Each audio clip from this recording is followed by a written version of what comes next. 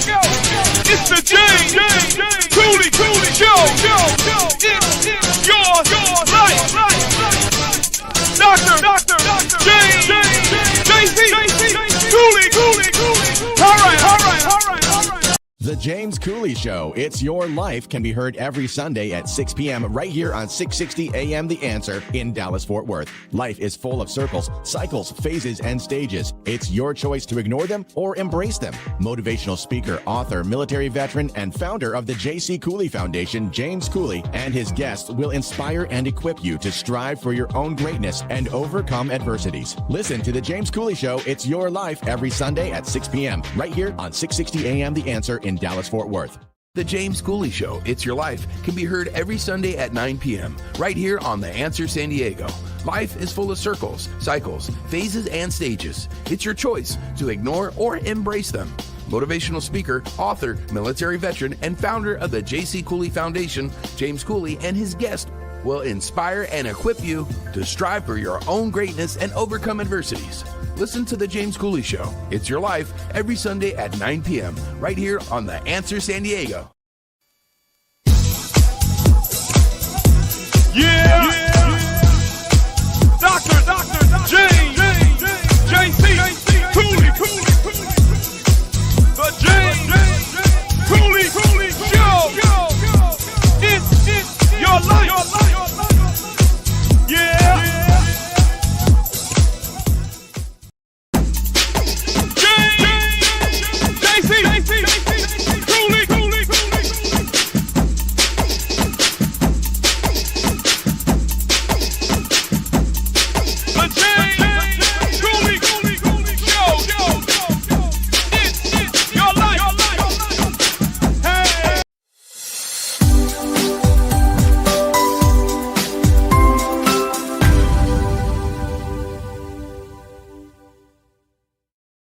Hello, welcome to the James Cooley Show, It's Your Life. I'm your host, Dr. James J.C. Cooley.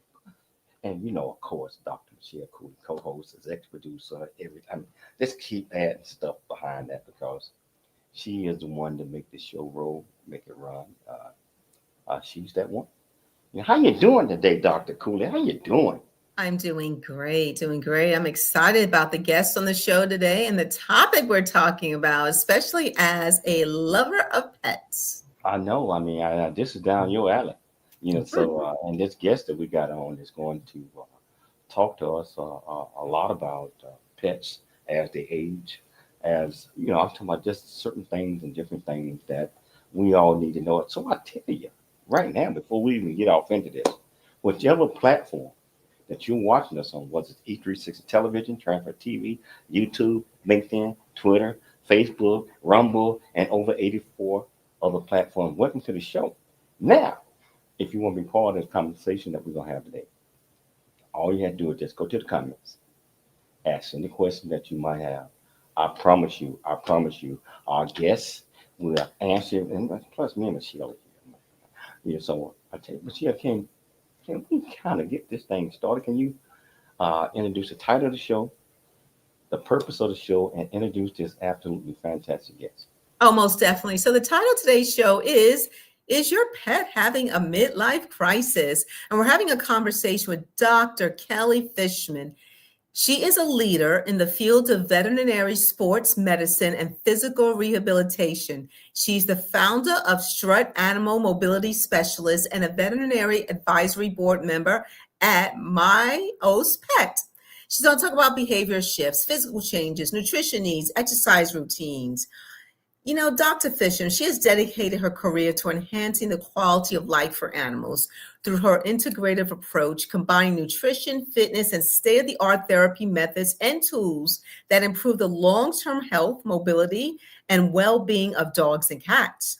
Her primary focus is to equip pet parents with the knowledge and tools they need to help their animals live longer, healthier, and happier lives. She specializes in helping animals recover from traumatic injuries and surgeries, excel in canine sports and competitions, and maintain optimal mobility and comfort during every stage of their lives. Through her work, she continues to set new standards in veterinary care, earning her recognition as a trusted leader and advocate for animal health. Please welcome to the show, Dr. Kelly Fishman.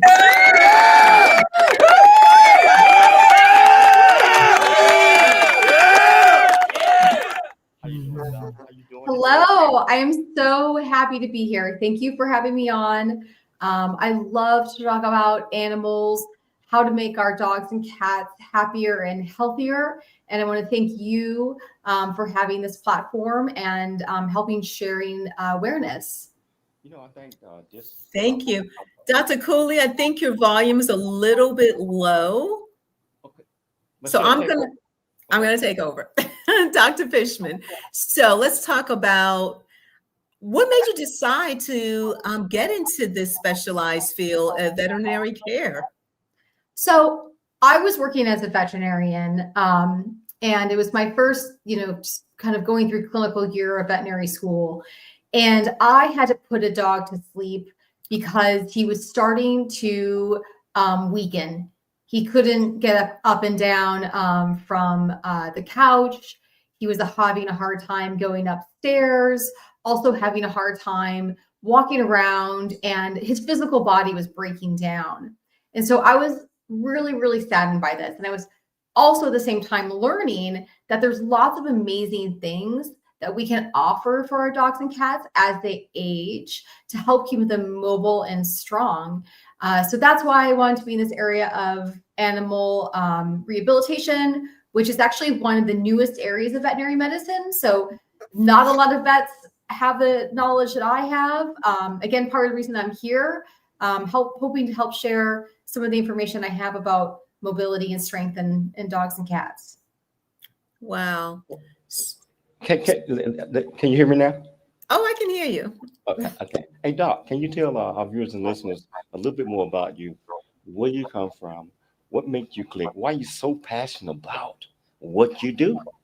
Yeah. So I was raised in California, in Southern California, and I had the type of family where my family always took in stray animals. If it was a stray bunny, mom would take it in, take care of it. If we were driving around, I'm gonna turn it on you. dog, my mom would pick it up. She was always adopting animals. I was picking up animals. And it's for that reason, I was always surrounded by animals. So grew up in California, and I became a veterinarian a little bit later in life. So that's how that all started. Do we lose you guys? Yes. Well, you know what? Okay. The title of the show is your pet experiencing a midlife crisis? I never heard of that when it comes to pets. You heard of it, close to humans, but never to pets. And you specialize in so many things within your field. Why did you want to talk about this specific topic? Because pet parents, if they know about midlife crisis, which basically means that your dog's no longer a puppy, he's not an adult, but he's not a senior. And we know that with senior animals and people, and things start to slow down. You start to lose strength, you start to lose mobility, your vision changes, your hearing changes, lots of things happen. And what we really want is to give our animals the longest, happiest, best life. And if pet parents knew that there was a time that they started to get midlife, that things started to slow down as they transition into their senior golden years, if pet parents knew that they had an opportunity to do some preventative things and extend the quality of life of their dogs and cats, like everybody would want to do that. So, wanting to just share what is a midlife crisis and why should you care? Well, because you have the opportunity to do something about it and make their senior years great and golden. I know with different breeds, I'm not an expert, but from what I read, different breeds, they have a certain lifespan. Like I was mentioned to you, we had a black lab. She lasted for 16 and a half years. Some breeds last maybe up to 9 years, average. But what is the average? And we're talking about dogs and cats. So let's talk about dogs first and then cats right after. What is the average midlife crisis age that dogs experience? Yes. So dogs, You're absolutely right. So Michelle, you're right. If they're, a large breed dog, like a Great Dane, their lifespan is going to be shorter. So those dogs typically live to about 10, 11 years old. So they hit midlife. So right about the equivalent of like a 50-year-old human when, again, things are starting to break down for us, right? Mm-hmm. So that in our large breed dogs is around 7 years old. Theirs hitting midlife. Mm-hmm. So your Black Lab Bella, she was midlife around 7. Now, our Chihuahuas, our Havanese, our Shih Tzus, Bulldogs, French Bulldogs, those dogs under 50 pounds, they live longer. So maybe their lifespan for a Chihuahua, I mean, gosh, I think I met like an 18-year-old Chihuahua once, fairly old. So those small dogs are hitting midlife around 10, which is the same age that our kitties hit midlife. So about 10 years old. So 7 if you're a dog that's over 50 pounds, big, large breed dog, Labrador like Bella. And then if you're under 50 pounds, it's more like 7 years old or so. Sorry, 10 years old. Versa. I don't know much about cats, and I'm sure there's different breed types of cats. What is the average lifespan of a cat, and when do they hit midlife? At what age? Yeah, so it's funny because the midlife, sometimes we think about a cat and they're midlife about 10 years old, and they become a senior around 11 to 12. And then I always joke that they're like seniors forever. It's like seems to be half their life because then they could live to 18 years old, So it is kind of a funny thing with our kitties that they do live pretty long, especially if they're indoor cats. If they're pretty well taken care of, you can have a cat living to about 18 years old. So yeah, they're hitting their midlife, about 9 years old, hitting a seniorhood around 11 or so. Wow. Now, after the break, we're going to dive more into it, but I want to ask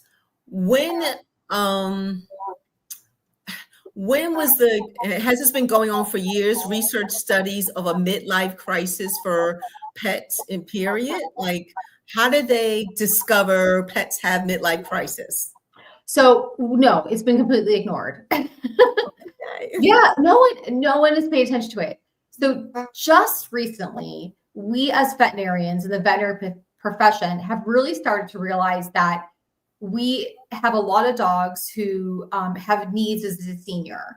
So again, senior dogs have a lot of vision changes. You have to adjust their lighting because they have vision changes, or they can't smell as well. So you have to give them more palatable foods that smell better. They have, they're slowing down, they're losing muscle. So we know all those things happen as senior animals, but the veterinarians pretty much ignored it for a long period of time. And just were like, well, he's getting old, he's slowing down.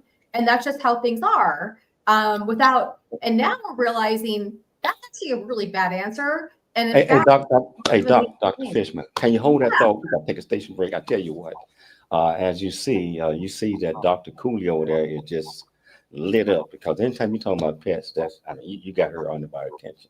If you want to be part of this conversation, just like I mentioned earlier, all you have to do is just go to the platform that you're watching us on. Ask any questions that you might have. I promise you we'll get you an answer. It's your life, and we'll see you shortly after the break. Dr. James, JC, Cooley. The James Cooley Show. It's your life.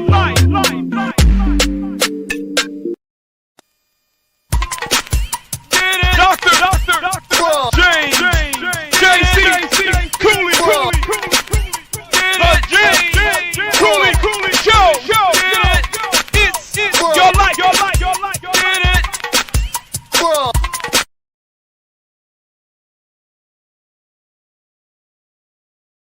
Really get a chance to know who you are. And once you know who you are, you truly know who you are, love who you are. Love who you are. You're a masterpiece. Love who you are. Love who you were born to be. Love me some me. That's what I'm talking about. When you leave high school, you gotta know today or tomorrow, or hopefully today, what your plans are. Hopefully, there is no bad decision unless there is no plan. Create, collaborate, commit with confidence. Commit with what? Commit with what? In everything that you do. The future is here. Now is the time to pursue the greatness in you. Welcome to Viridian Christian University, where faith meets future. We are a fully accredited, 100% online Christian university. We offer bachelor's degree, master's and doctorate degree programs, built for students like you. Affordable tuitions, 30+ degree programs, 100% online and flexible. Integrating faith with learning. Study from anywhere at your pace. At VCU, we do not just prepare you for a degree. We prepare you for purpose. Discover who you are, grow in faith, and build a future that impacts the world. Are you ready to start your journey today? Visit www.viridianchristianuniversity.com. Apply today and be among the global leaders.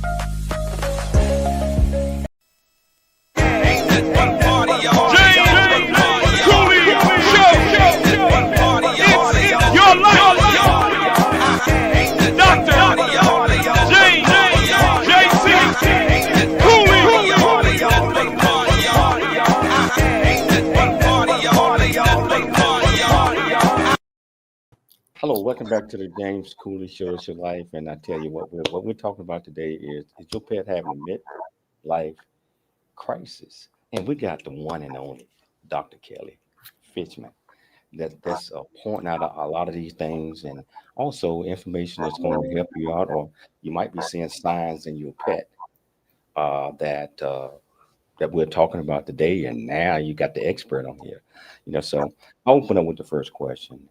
Hey, Dr. Kelly, what are some of the signs that your animal might be experiencing midlife crisis? Yeah, great question, Dr. Cooley. So a few things that you may notice is that they start to gray around their eyes or their muzzle. Those are some obvious changes that you typically see. Some of the things that you don't necessarily see, but you see the signs of, are the fact that they start to lose muscle and they start to lose strength. So they start to lose stamina on walks. They're slowing down. They don't want to walk as far as they used to walk.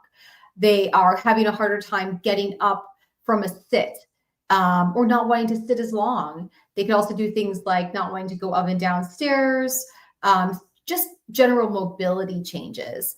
The other thing that some people notice is their hearing changes. They start to lose their eyesight, those kind of changes as well. And then internally, aside from losing muscle, they also have changes in their immune system and their digestion and other things too. But lots of stuff, a lot of the stuff that happens to us, we lose muscle, those injuries that we had when we were teenagers start to catch up with us. That sort of thing. Yes, and it's interesting that you said that, because my dog Bella, she was losing muscle. It was difficult for her, like the last year. Took her time to get up and get down. You can tell she was uncomfortable and a little pain. And that's the interesting thing, is that she never cried. But just because a dog doesn't yelp or cry does not mean they're not in pain. Is that an accurate statement? That is incredibly accurate. And we actually had to rethink some of the ways that we thought about pain in dogs. So when a dog just has a surgery or has just had an injury, their pain's obvious. They're holding up their paw, they're limping, like something like that.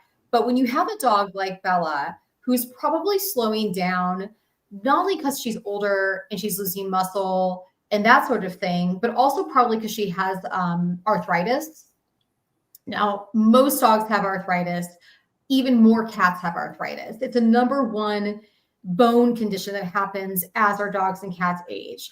And it is a source of pain, but it doesn't really cause that, limping, or sometimes does cause limping, but doesn't necessarily cause a lot of obvious signs. Like you said, like they're not going to cry out when you touch their hip.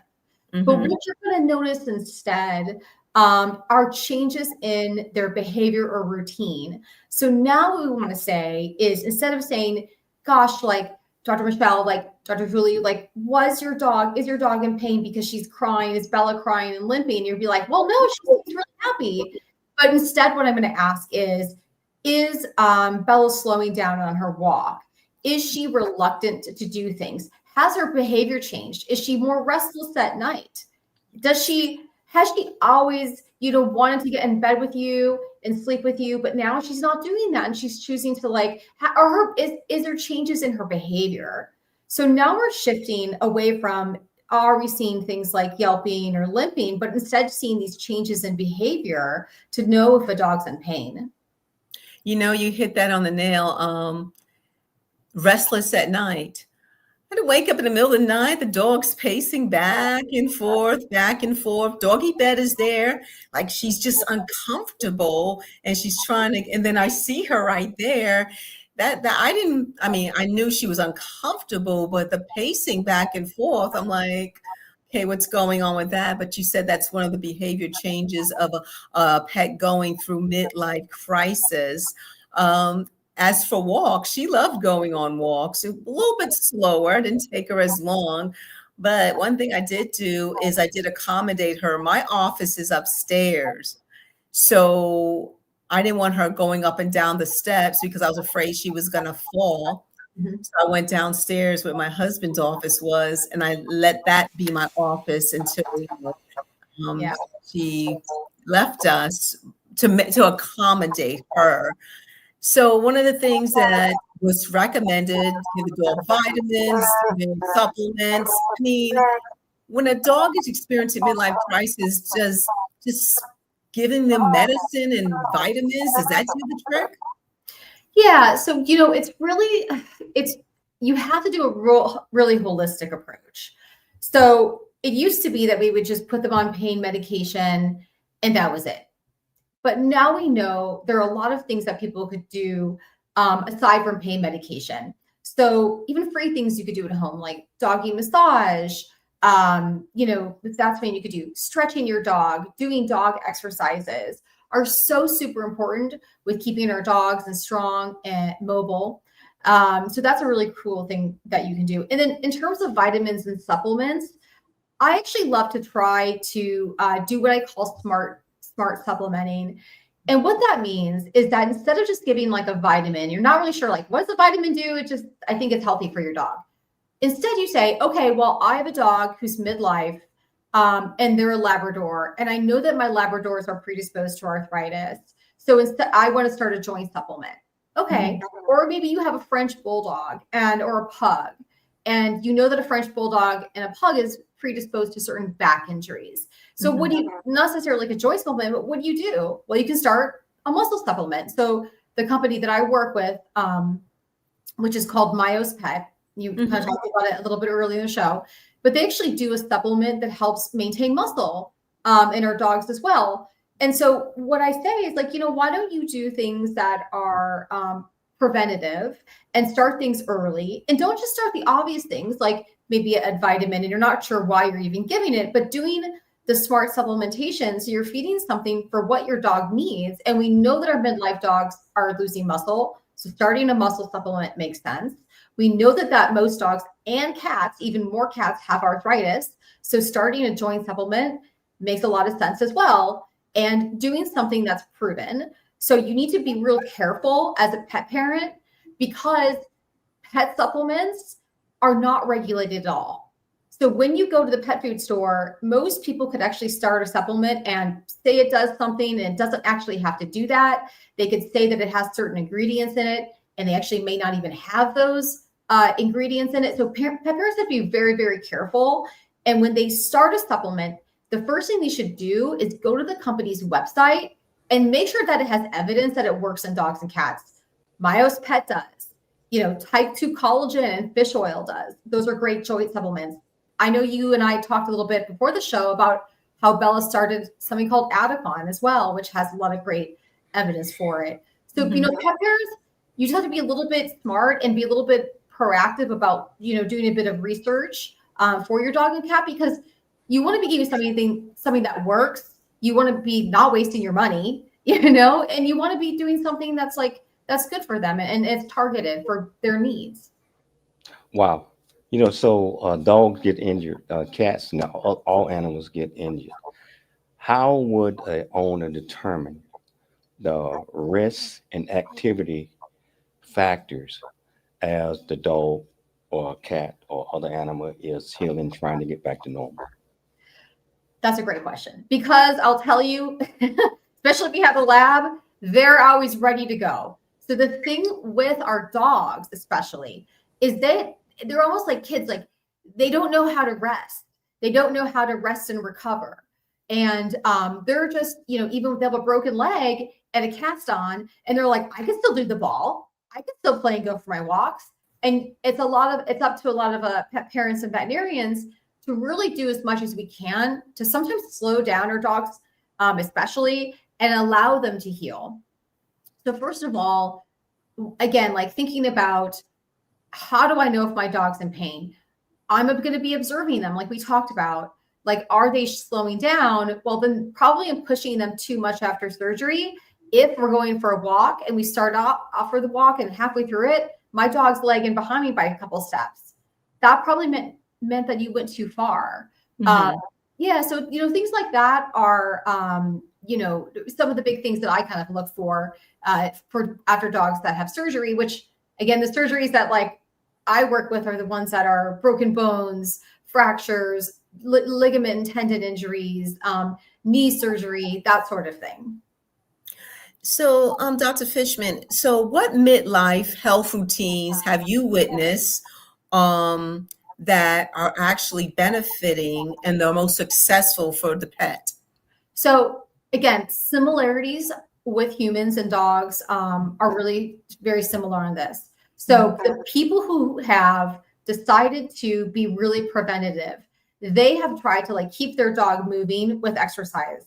They have also done a really good job about starting joint and muscle supplements early because they know how important it is to keep their dogs healthy. Keeping them thin, actually keeping your dog or your cat thin is the best way to not see the vet. So that's one of the best ways to not see me. Is to actually keep your dog nice and lean. So keeping them thin, keeping them fit, strong, starting preventative supplements like joint muscle supplements is especially important thing to do. Wow. You know what? We're going to have to take a station break, but I tell you, we're going to come back. This is such a wonderful conversation. And I tell you, if you want to be part of this conversation, I already told you, out of the 84 platforms that you are watching us on and listening to us on, all you have to do is go to the comment, ask any questions that you might have. I promise you we'll get you an answer. It's your life, and we'll see you shortly after the break. It's the James Cooley Show. It's your life. Dr. James J.C. Cooley. Yeah. Come on.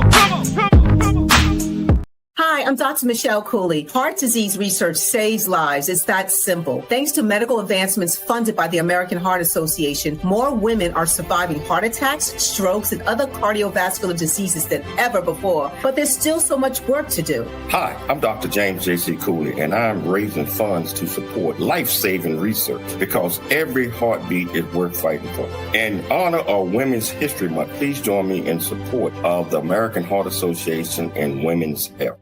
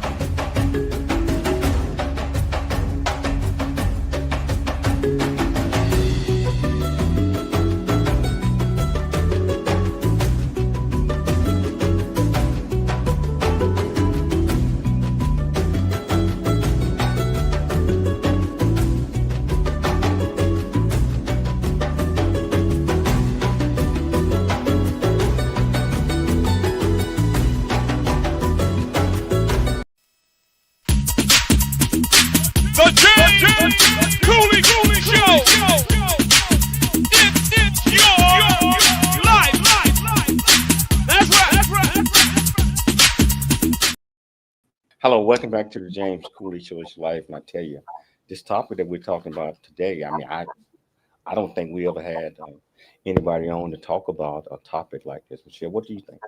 Oh no, I mean this is right. I mean we've had vets on the show before, but not the specialist that Dr. Kelly Fishman is. And this is really interesting, especially talking about pets midlife crisis. We never heard of that before, but it makes sense, especially when she said that, for example, your dog can start getting gray around the mouth area. And what did you call Bella, James? She's getting a mustache or a beard or something.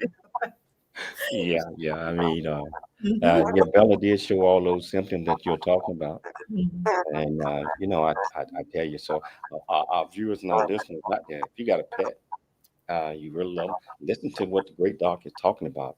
Hey, Doc, can you tell our viewers and listeners a good news story about a pet, animal, whatever, that were rehabilitating, where you saw the signs or the happiness come back? Labs always smile, and you can't tell whether they're smiling or not.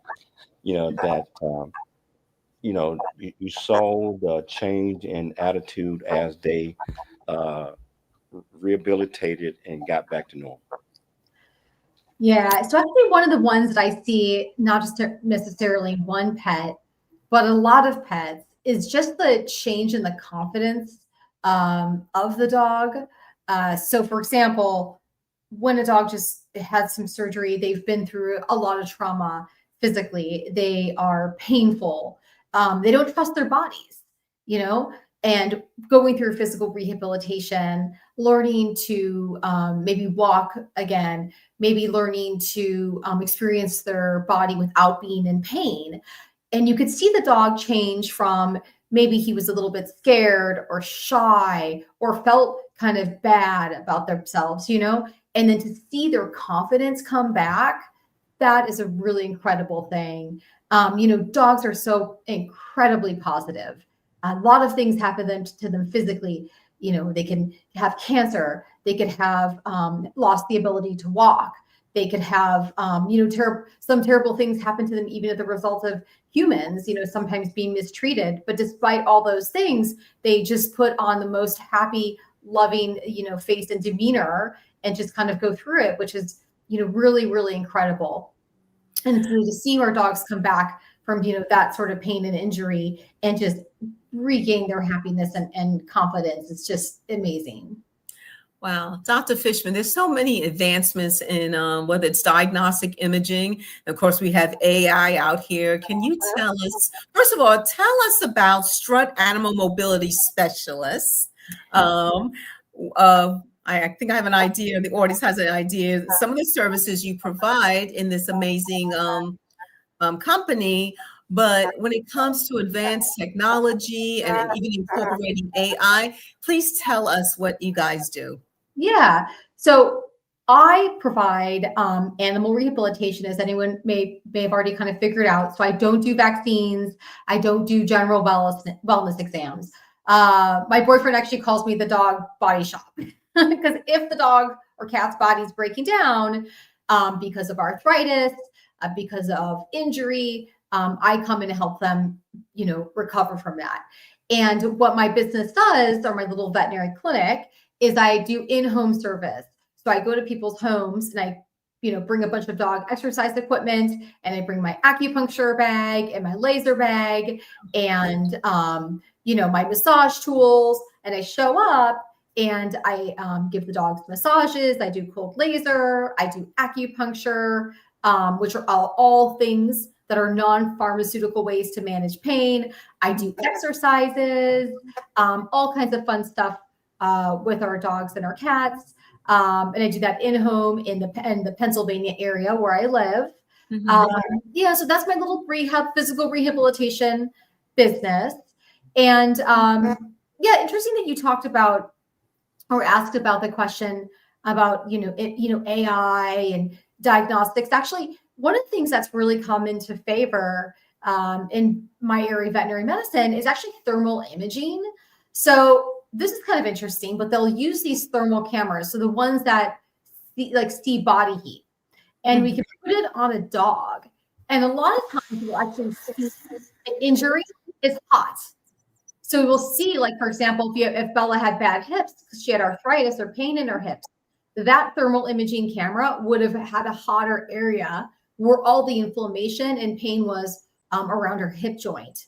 So that's actually a really cool one. And those cameras are pretty pricey right now. But I can imagine very soon that would be a cool way for a pet parent to just buy one of these thermal imaging cameras. And if you had a question about, you're like, I think my dog is lame, I'm not sure if they're painful, you could actually put it up on, take a picture of your dog's body and learn a lot from it. So that'd be a very cool way for in the future, I think, that, pet parents could actually interact and kind of observe their animals at home.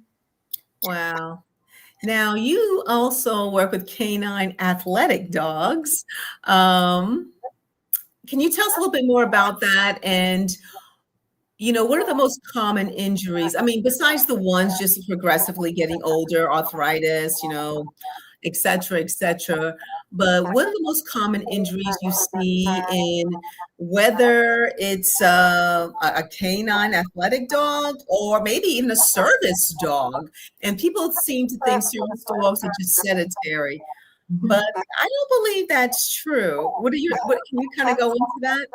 Yeah. So, first of all, there are so many dog sports out there. Even as a veterinarian, when I first started in this area of veterinary medicine, I didn't know about them all. Agility, where they jump over the jumps and they go through the tunnels, that's a pretty common one that everybody has seen a video of. Those agility dogs are little athletes, and they have tons of injuries. They get rotator cuff injuries. They get ACL tears, just like one of your athletes would get, your football player. So those dogs, their bodies really break down doing agility. Other types of injuries, but dog sports, one is fly ball. And fly ball is a really cool one where dogs work together as a team, and they jump over jumps, and they kind of catch a ball, and they kind of work as like a rally type of sport. And that also is really hard on the dog's body. And I have a couple of fly ball dogs that have, again, shoulder and wrist injuries because they're kind of jumping against a board. So those are the big ones that I see, and the big sports dogs and that I work with. But yeah, just like human athletes, dog athletes also have lots of injury because they are kind of pushing their body to the extreme. And a lot of times the dogs really love the sport they're doing and they're really into it. So they'll kind of work through injury, and they won't really show it because they're like, gosh, I'm so happy to be here. I'm doing my dock diving or my agility, fly ball. I'm really amped up. I'm a dog athlete, playing with my owner, working with my owner or handler. And they actually hurt themselves and don't actually know they're hurt or don't show that they're hurt for a while just because there's so much adrenaline that they kind of work through. And then service dogs, tend to go through a lot of screening beforehand. And I know this because I've had a lot of patients who are rejected service dogs, usually because the dogs were too nice. You know what I mean? Because they kind of have to be a little bit indifferent to people. But the worst is when one of my service dog rejects was the nicest golden retriever on the planet. But she was too, so what would happen is she would see anybody and she'd go up to them and be like, hi, are you my friend? I want to talk to you. She'd like show her belly. She'd want head pats. And they're like, sorry, you're rejected. Oh, no. No. Well, they're sweet. They could be, with a nice family. A nice family. And yeah, she was a nice family and she had a great life. But so the point is with those types of dogs, they do go through a lot of screening, and they also go through screening for some of the genetic orthopedic problems. So most people have heard of hip dysplasia or hip arthritis, and actually we have great screening tools for that now. So we're able to take those dogs, out of the service industry because of course we don't want to, adopt an animal or have a service animal with physical issues themselves. Because they wouldn't be able to work as well. Yes. We got a question from Jamie from Florida. She wants to know, basically, is it true that you should not give your dog human food? Does that mess up their lives when they hit midlife. So, I mean, you know, back in the day, you know, when they had animals, they gave them human food. There was no such thing as dog food, but there's just so many brands of dog food. So I can understand the question. Yeah. So not talking about behavior. So a lot of times when people say that you shouldn't be giving your dogs human foods, they typically mean from the table, because when you do that, you create begging and sometimes behavior problems. So let's not talk about that. So let's just assume that's not the reason you're concerned about giving human foods. But you're instead worried about giving like something toxic or something that's like too fatty, or that your dog can't handle. So that's going to be really individual on the dog. So certainly Bella, like a Labrador, can probably eat anything that we eat because they're kind of like tanks and their stomachs are really adaptable. But then you have other dogs like a French Bulldog. And if you gave that French Bulldog a little bit of salmon skin, or maybe like your Bichon, that is so fatty and they can't process it very well. And their digestive system isn't necessarily more delicate, but pretend it's more delicate. And then they get stomach upset. And so sometimes that's what we, as veterinarians, we worry about when people feed different human foods, is that they just have you're suddenly giving your dog something that could be really high in fat that you're not aware of, and then your dog gets sick from it. And that is especially true in midlife, because we know that when dogs are midlife, their digestion slows down. So sometimes I actually recommend probiotics. If I have a dog that, for example, a lab could always eat anything, was a tank, could eat no problems, either way, you know, no diarrhea, no vomiting, could eat anything. But then midlife, all of a sudden, you give it a certain treat and it gets diarrhea. And that's because a lot of their flora is changing in midlife, and their digestion is a little bit more, things kind of shift around a little bit. So you may notice that could be a problem in midlife. So you do. Hey Doc, can you hold that? We got to take a station break. We got to. So we got to take a station break. I tell you, this is so important. I did not want to take the break, but the producers. I tell you what, you want to be part of this conversation. We got a whole new full segment coming your way. Just go to the platform that you're watching us on. Ask any question that you might have. I promise you we'll get you an answer. It's your life, and we'll see you shortly after the break. Welcome to Viridian Christian University, where faith and learning come together to transform lives. At VCU, we believe that education is more than just academics. It's about fostering a community of growth, integrity, and purpose. Whether you're pursuing a bachelor's, master's, or doctorate, VCU offers flexible, affordable, and 100% online degree programs that cater to your busy life. Our innovative platform provides a personalized learning experience, empowering you to thrive in today's ever-evolving world. Join a global community of learners guided by an experienced faculty who are committed to your success. With VCU, you're not just earning a degree, you're preparing for a future that integrates faith, leadership, and service. Viridian Christian University, educating with purpose, transforming lives. Learn more at ViridianChristianUniversity.com. ViridianChristianUniversity.com.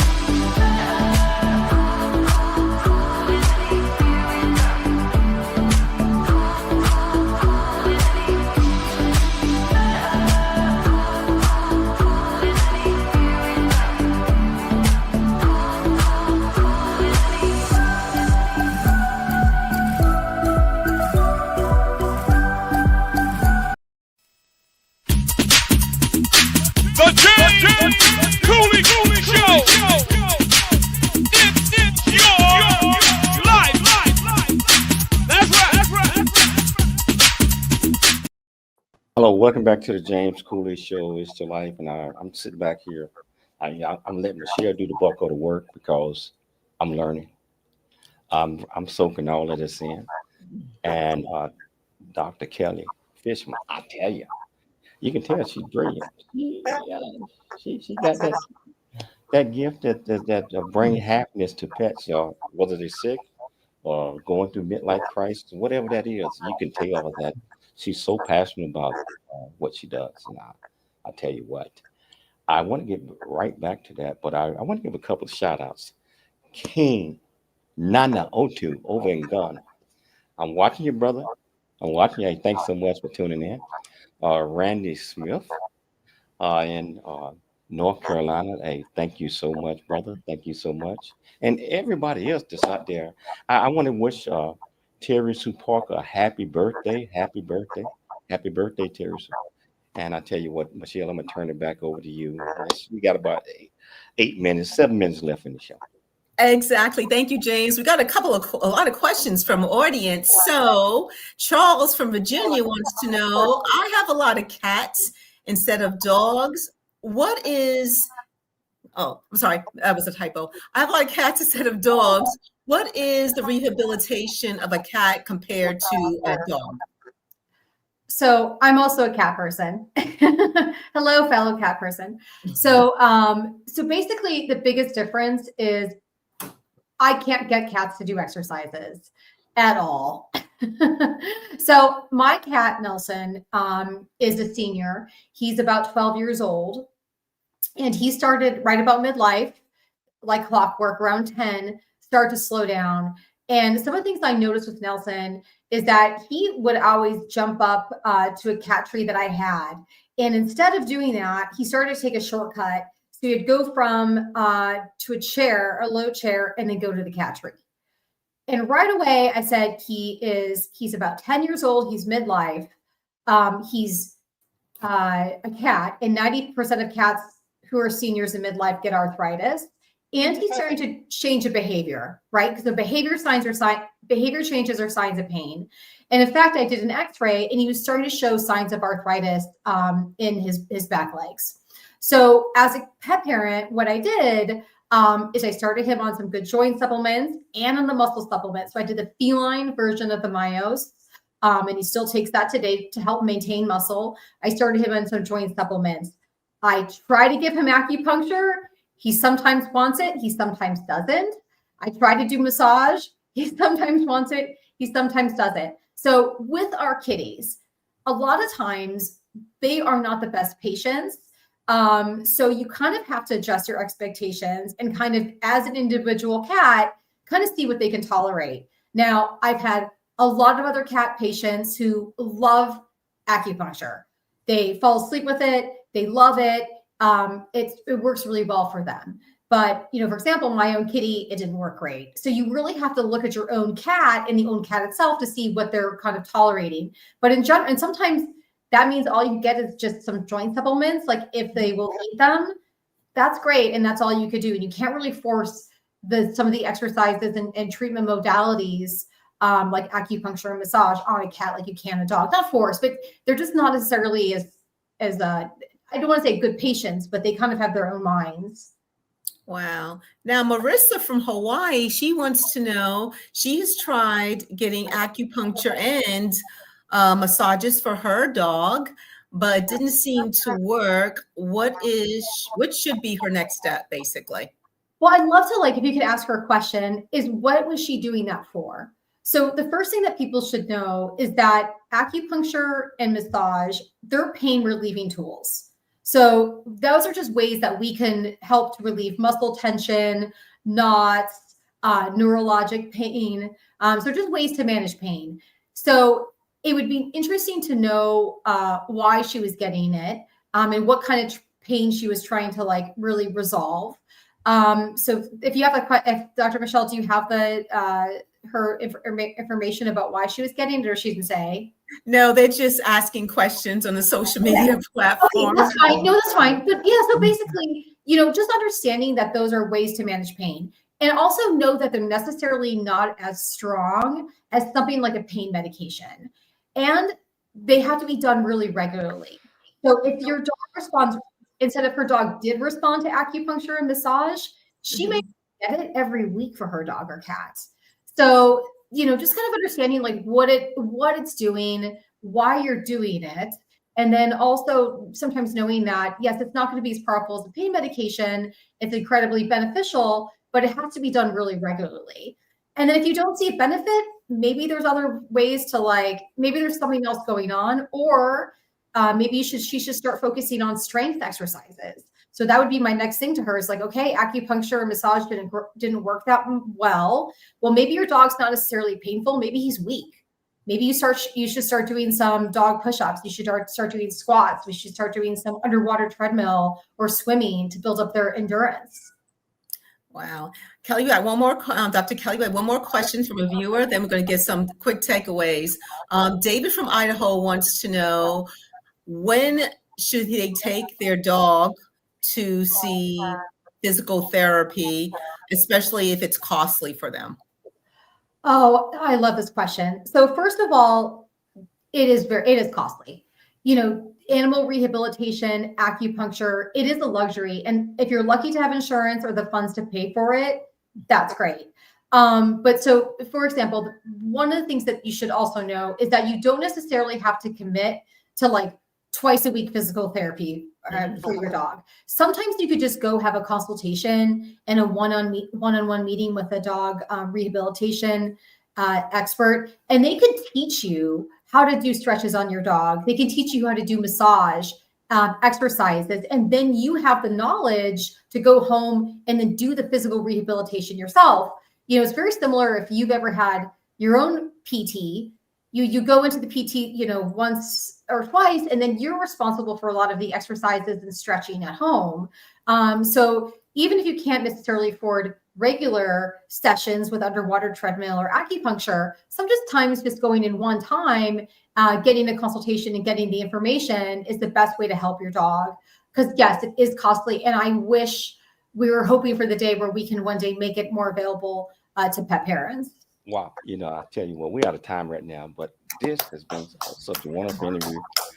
Hey, Michelle, we got to get her back on again real soon, if schedule permits. So Dr. Kelly Fishman, I want to thank you so much for taking the time to come on the James Cooley Show. It's Your Life. I'd like to thank Dr. Michelle Cooley for putting together another absolutely outstanding show. I'd like to thank our viewers and our listeners out there for tuning in to the James Cooley Show Monday through Friday at 2 p.m. Pacific Standard Time, 4 p.m. Central Standard Time, and 5 p.m. Eastern Standard Time, also on KCBQ, The Answer out of San Diego, and K-Sky, The Answer out of Dallas. Always dream big, think big, and be big at everything you do. We'll be back tomorrow, same time, same place. It's Your Life. We'll see you then. Dr. JC Cooley. It's the James Cooley Show. It's your life.